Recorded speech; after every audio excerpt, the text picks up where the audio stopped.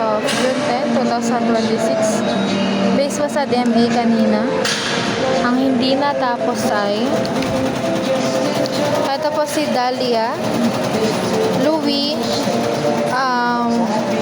Pulido, tsaka si Maria Desus. But ito ma'am, naka-line up na po for embroidery. Ito naman po, waiting po sa item para dito po gawin. Naka-store prod po. Bali, day off ko po tomorrow. Wala po akong naiwan na pending. Pending area po namin, naayos na po. Bali, may kiosk tag po ito. Bali, yung expected delivery po namin hindi dumating. Bali, na-move po. Ngayon daw po ipapadala. Supposed to be may dadating po ngayon na pinadala kahapon. Store visual po. Gift ideas.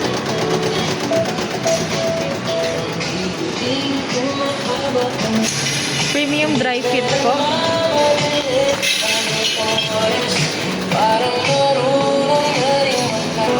Sublimation po.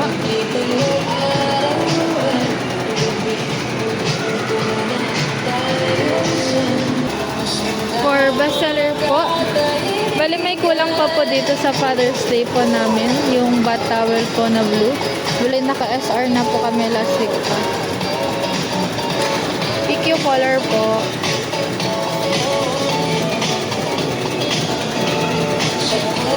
Bomber jacket po.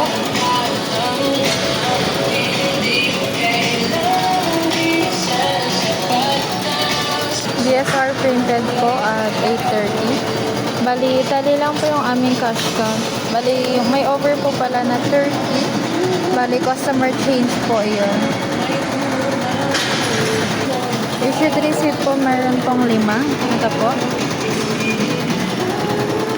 For consumable po, nakapag-consume po kami today.